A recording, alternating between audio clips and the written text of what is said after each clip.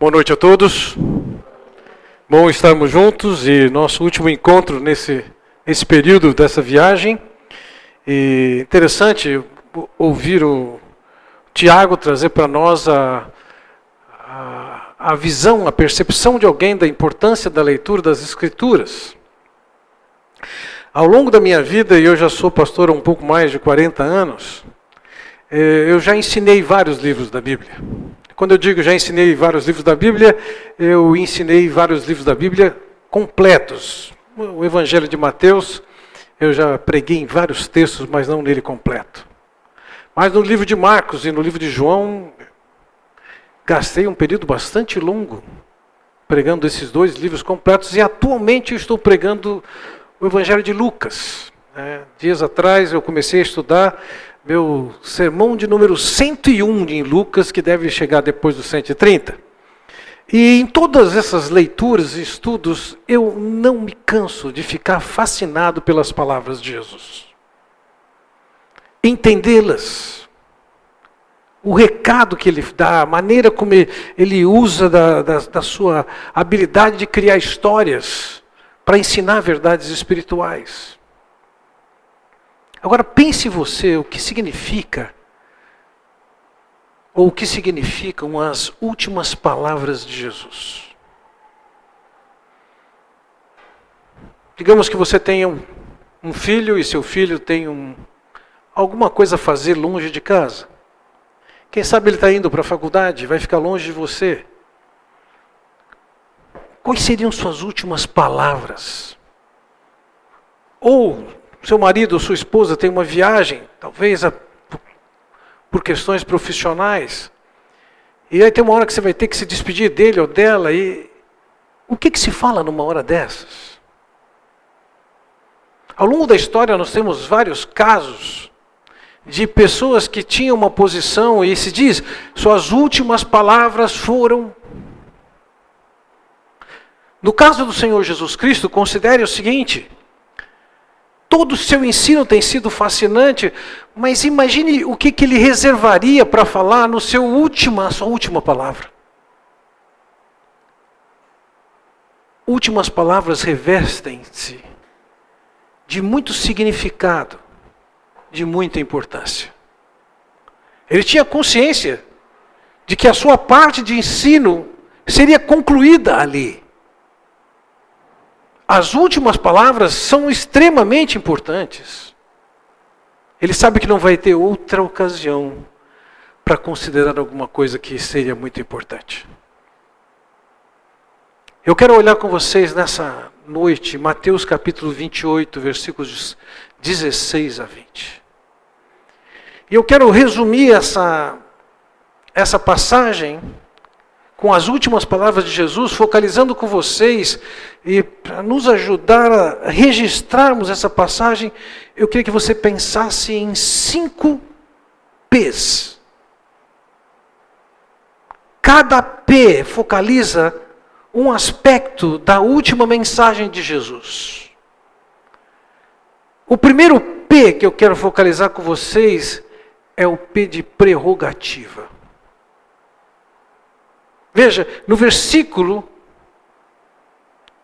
18, Jesus diz o seguinte: Jesus, aproximando-se, falou-lhes dizendo: toda autoridade me foi dada no céu e na terra.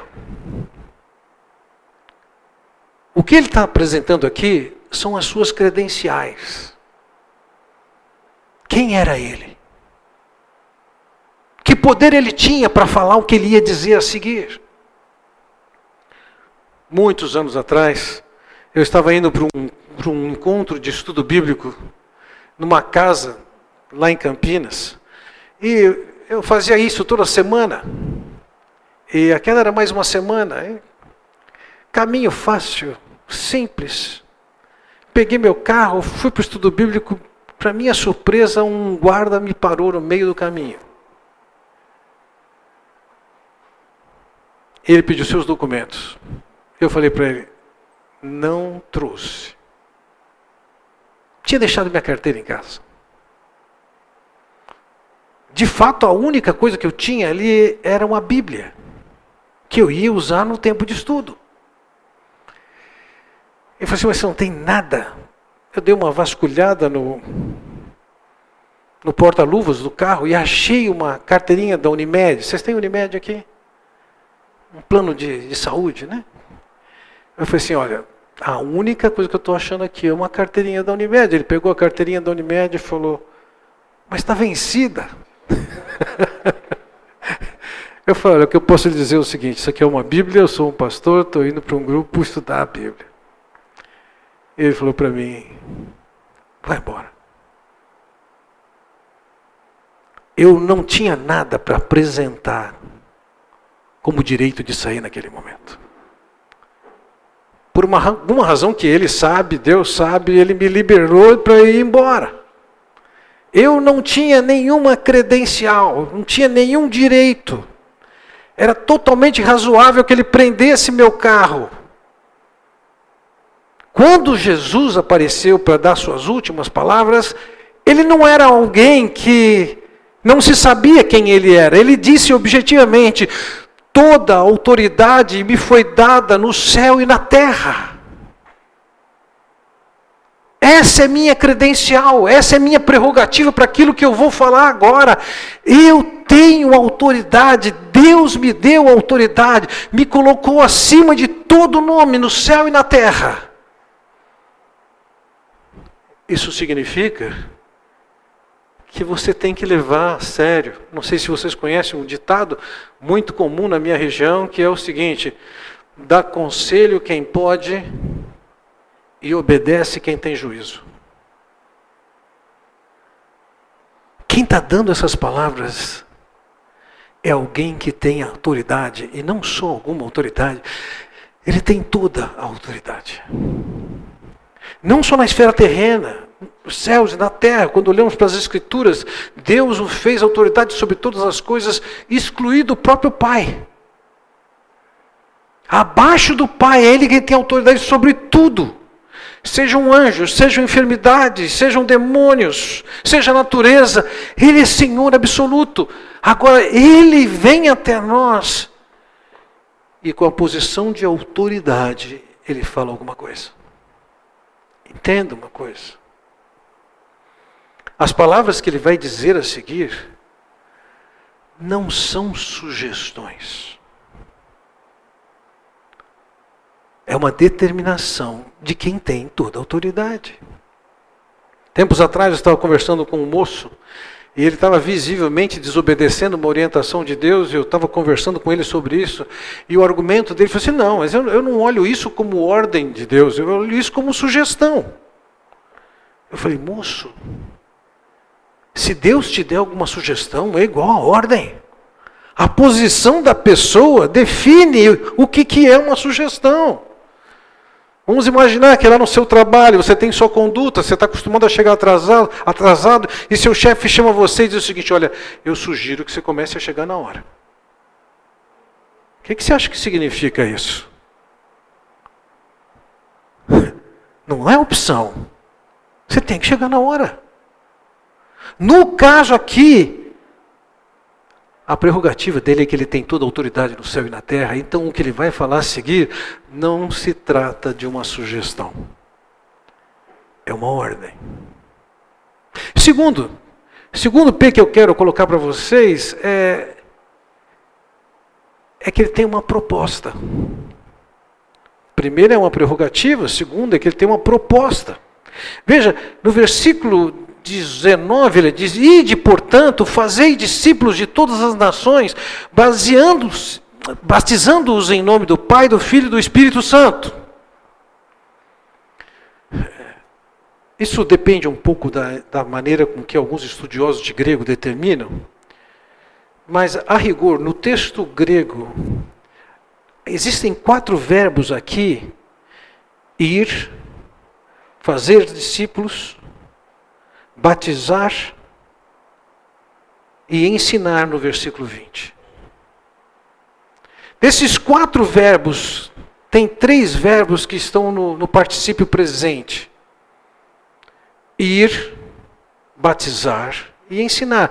E um verbo somente, ele está no imperativo. Você tem que fazer isso. Essa é a proposta. Então, a rigor, o verbo que manda nesse texto aqui, no nosso caso nós estamos com uma composição, quando ele diz fazei discípulos, mas poderia estar escrito aqui discipulai. A ordem de quem tem toda a autoridade é discipulai. Mas o que é discipular? Um discípulo era, no modelo judaico de ensino, era o aluno. Mais do que um aluno, era um seguidor.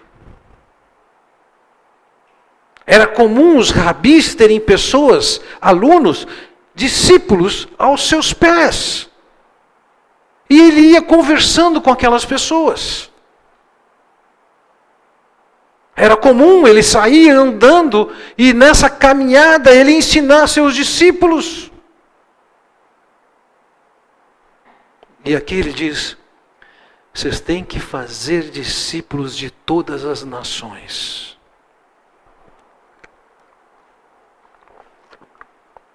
De todas as nações. Ontem nós vimos uma exposição de quantas etnias existem por perto. De todas as nações, nós temos a responsabilidade de fazer discípulos. Fazer com que pessoas sejam seguidoras de Jesus. Fazer com que pessoas sejam alunas de Jesus. E não é só aqui, está dizendo, isso aqui é de todas as nações. Quando lemos, né, que a gente tem que fazer esses discípulos, começando em Jerusalém, Judeia, Samaria e confins da terra. Isso significa que vocês têm que fazer discípulos, aqui em Paulo Afonso. Tem que sair para a Judeia e alcançar glória. Tem que ir além. E até os confins do mundo. O Senhor, com a sua autoridade, determinou que nós temos a responsabilidade de fazer alunos, seguidores de Jesus, de todo mundo. A reunião do povo de Deus, dos discípulos do Senhor, não é uma reunião para curtir, para consumir, para aproveitar, para gostar. Mais do que isso, é uma reunião que visa qual é a nossa função. Qual é o nosso dever. E o dever máximo de um filho de Deus, são últimas palavras de Jesus, é: vocês devem fazer discípulos. A pergunta é, como é que se faz discípulo? O primeiro P serão as prerrogativas de Jesus. O segundo P é a proposta de Jesus. O terceiro P é o programa de Jesus. Como é que se faz discípulo? E os outros três verbos que estão no particípio presente, né? Ou seja, indo, batizando, ensinando, é o meio de se fazer discípulo. Então, em primeiro lugar, ele está dizendo o seguinte: nós não estamos simplesmente andando por aí. Na medida que nós estamos indo, isso pode ser uma atividade dentro da escola, isso pode ser uma atividade dentro do trabalho, isso pode ser uma atividade de relacionamento com os vizinhos. E é para a gente estar indo. Alguns dão a esse verbo ir aqui a força do imperativo. A tradução que eu acabei de ler para vocês diz ide. É uma maneira de ler o texto, embora o verbo fosse literalmente indo, ele significava também ide. Então, como é que a gente faz discípulo? Em primeiro lugar, a gente tem que ir.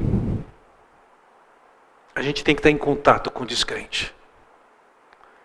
Nós não fomos chamados a nos isolarmos no nosso mundo, nem termos contato com ninguém. Os cálculos que os estudiosos fazem contam que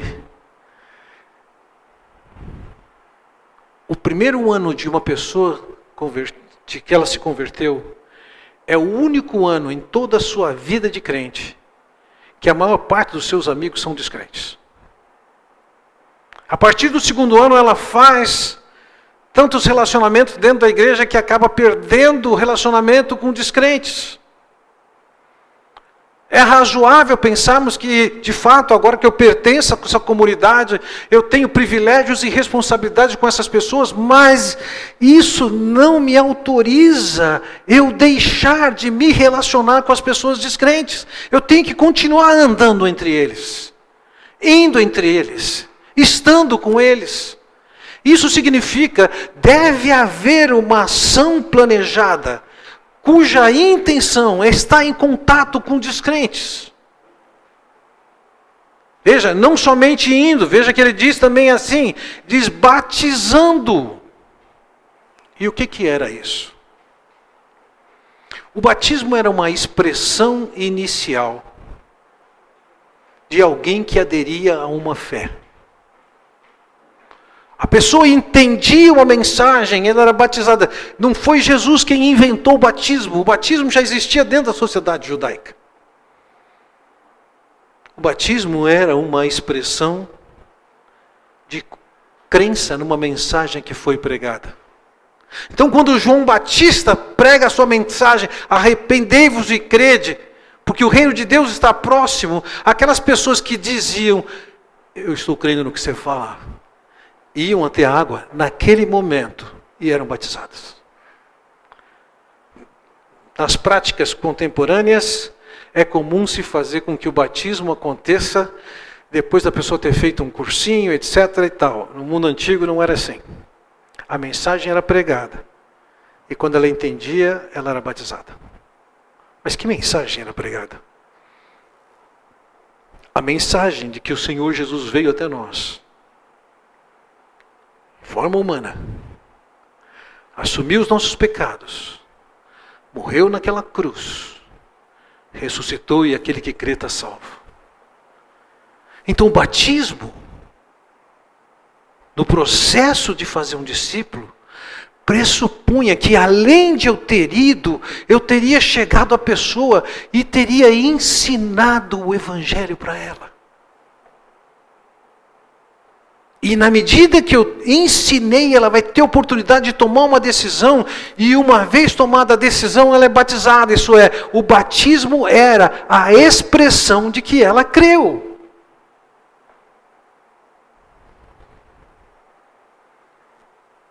Dentro do programa de Deus, de como se faz discípulo, eu tenho que ir, estar em contato com o descrente.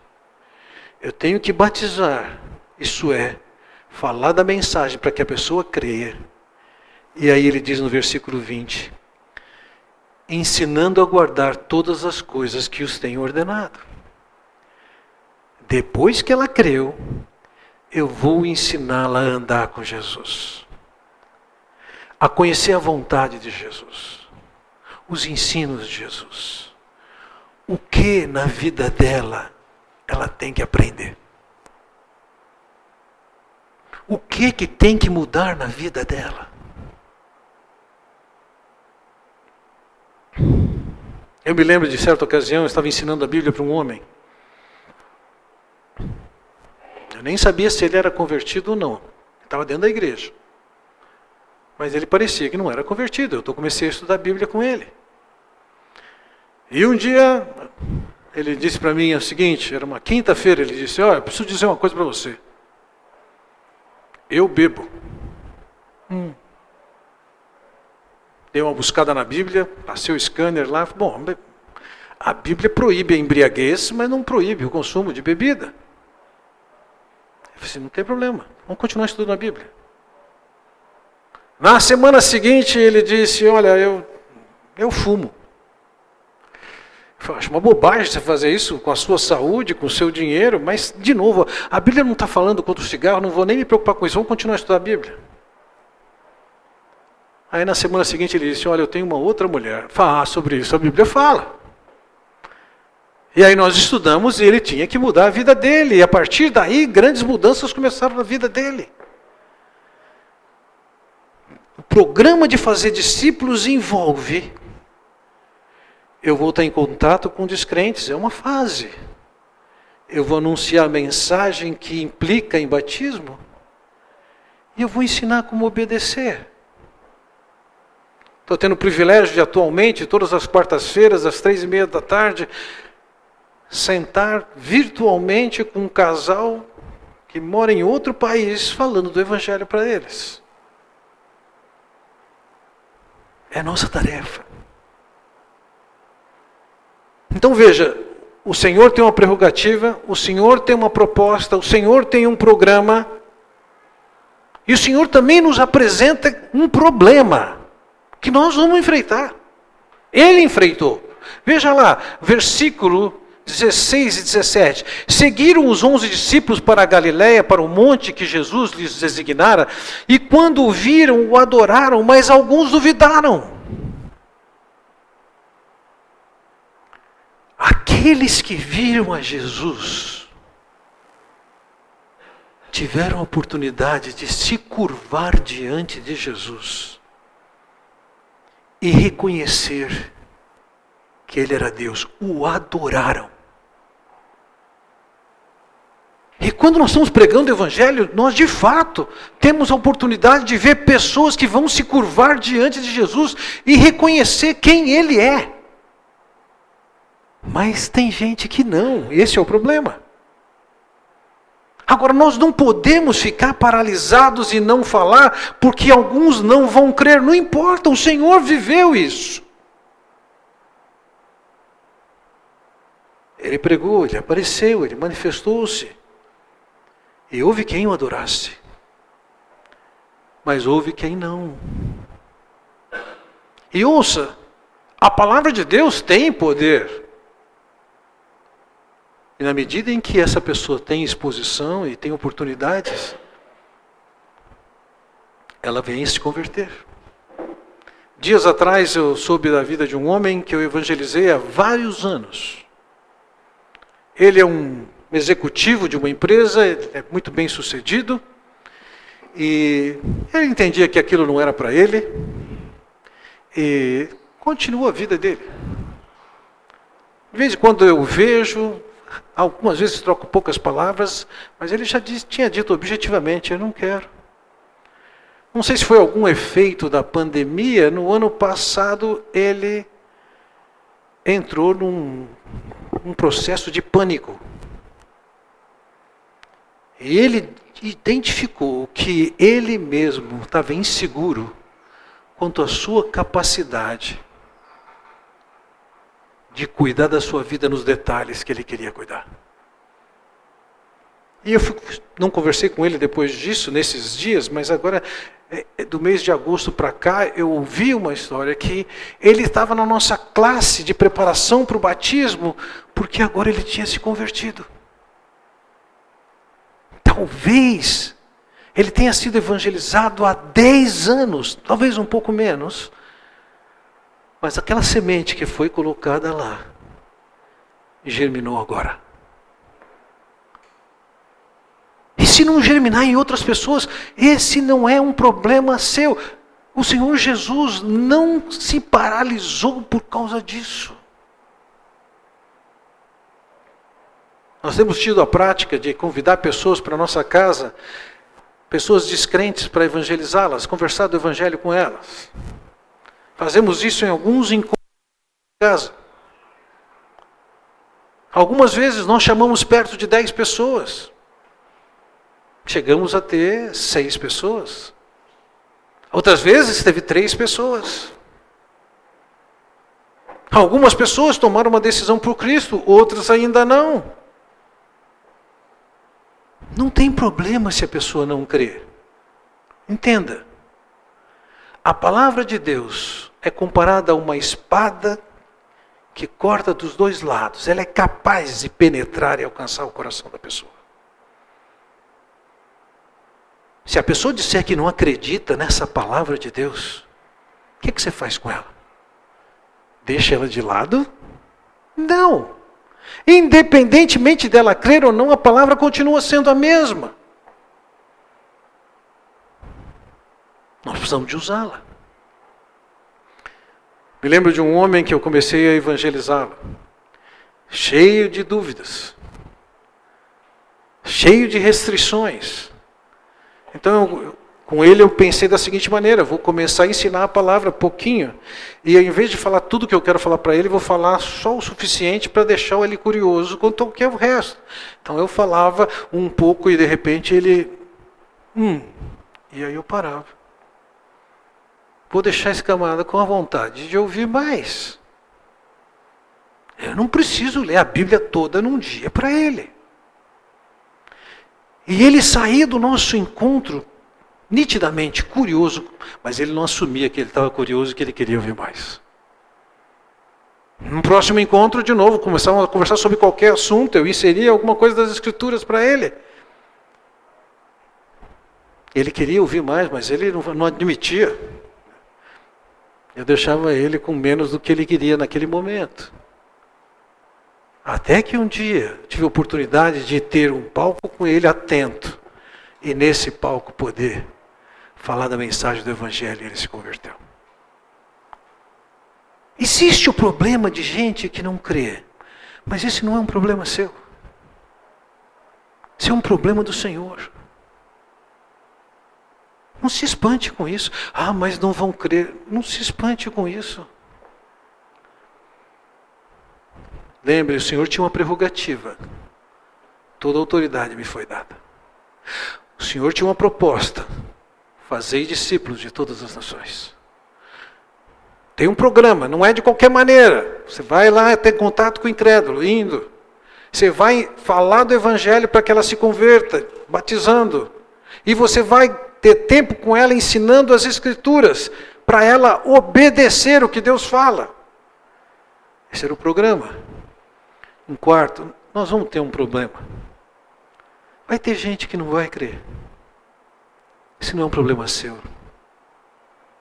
Não seja regido pelo medo de que a pessoa não creia. Seja regido pela determinação do Senhor de que você tem que pregar. De que tem que fazer discípulos. E o último P que nós temos aqui é uma promessa. Final do versículo 20, ele diz: e eis que estou convosco todos os dias até a consumação do século. Ele está dizendo, você não estará sozinho. Eu vou marcar a minha presença. Não é uma tarefa só para você. Não é você que abre os olhos do cego. Não é você que faz com que um surdo ouça. Não é você com que um morto espiritualmente ressuscite. Isso é uma obra de Deus. E Deus não está pedindo para você fazer a obra que é dele. Ele quer que você participe da obra que quer fazer na vida daquela pessoa. Tempos atrás eu fui a um hospital visitar um homem e sua família. Ele estava no hospital. Seu filho tinha se convertido comigo, era um novo convertido. Ele disse que seu pai estava doente no hospital. Eu fui ao hospital, era um domingo à tarde, e cheguei lá na beira do hospital, na beira da cama daquele hospital. Ali estava aquele homem e toda a família reunida, e eu falei alguma coisa do Evangelho e deixei aquela mensagem para eles ali. E fui embora. No domingo seguinte, encontro uma senhora na igreja. Ela me disse, deixa eu te contar uma história. Ela trabalhava com venda de roupas para lojas. Ela representava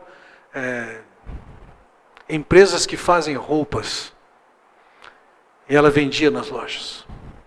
E ela disse que ela foi a uma loja. E nessa loja, ela começou a falar do Evangelho do Senhor Jesus para a dona da loja. E num dado momento ela vira para a dona da loja e fala, você quer aceitar Cristo? E a mulher diz para ela, não. Uma cliente que estava do lado, disse, eu quero.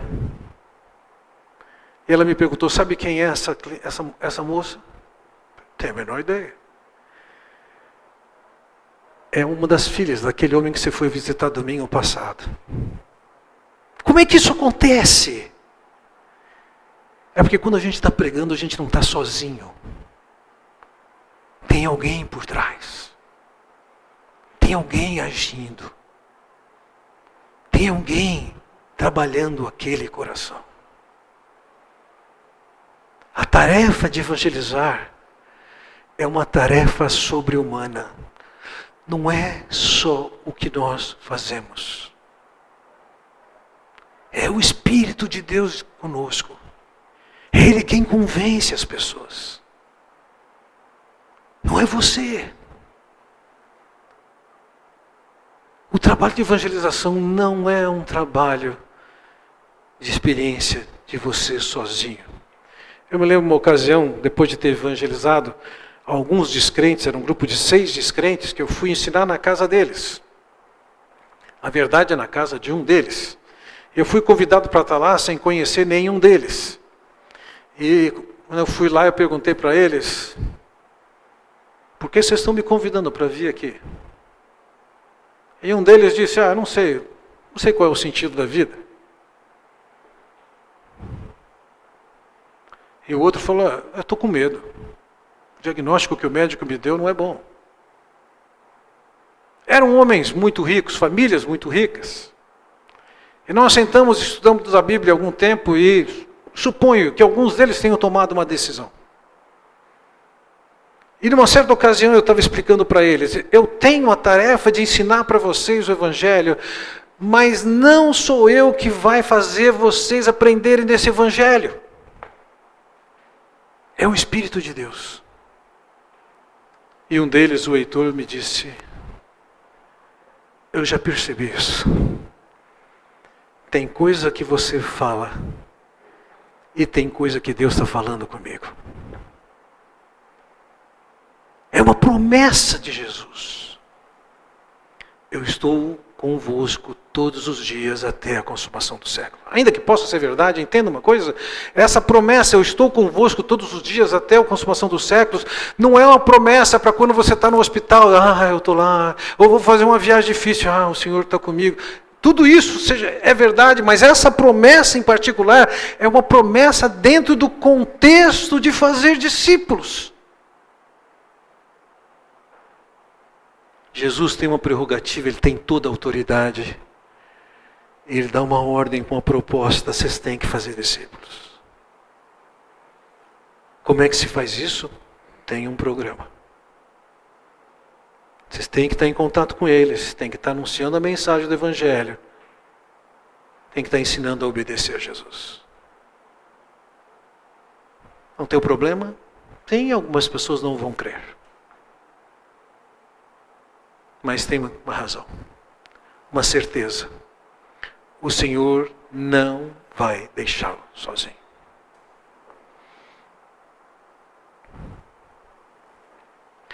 Pode ser que nós tenhamos um outro problema. Você entendeu a ordem? Entendeu a determinação? Entendeu a tarefa? Entendeu o programa? Entendeu que vai ter problema? Entendeu que a presença de Jesus vai estar agindo? Mas como nós vamos fazer isso? Por onde começar? Eu quero dar para vocês 2 perspectivas sobre isso.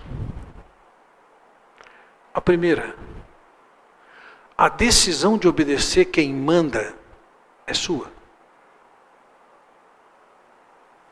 Mas a responsabilidade de treiná-lo a fazer essas coisas é dos seus pastores. São eles que são responsáveis por treiná-los em como fazer isso.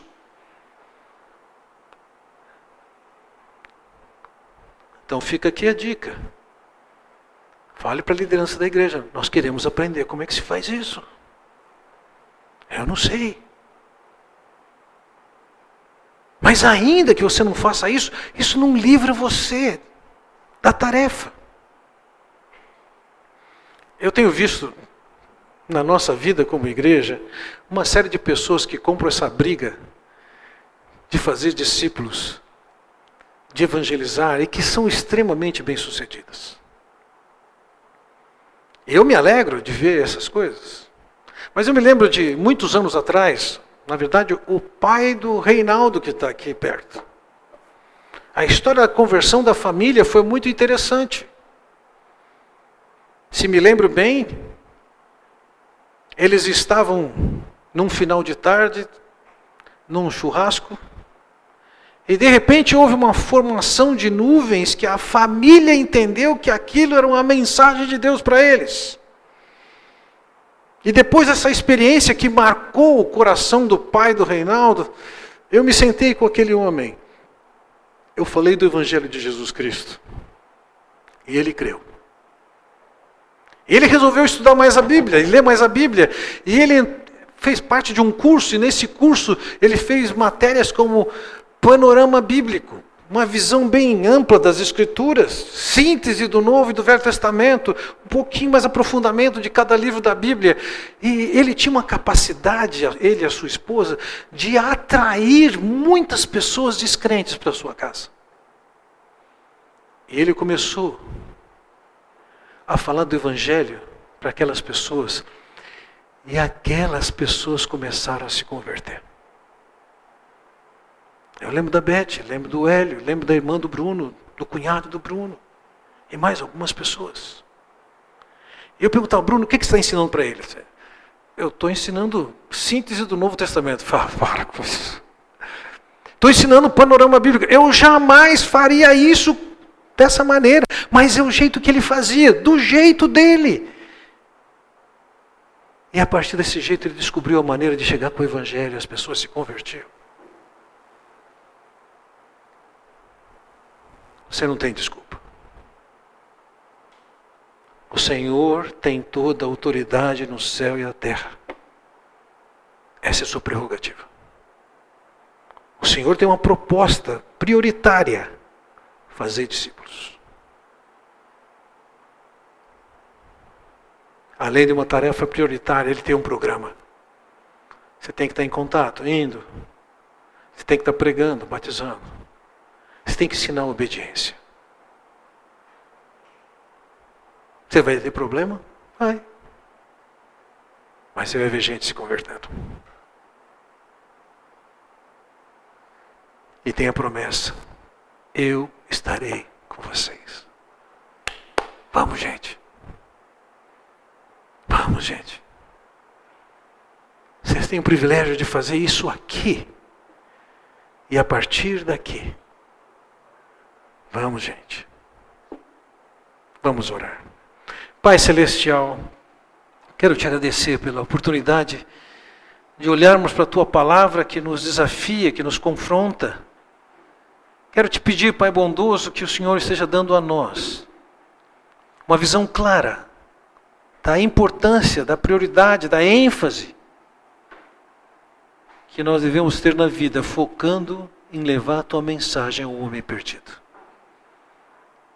Sê conosco, sê com cada um aqui, sê com a Tua igreja, que ela possa ser usada por Ti para resgatar pessoas para o Teu reino. É o que eu oro no nome do Senhor Jesus Cristo. Amém. Deus os abençoe.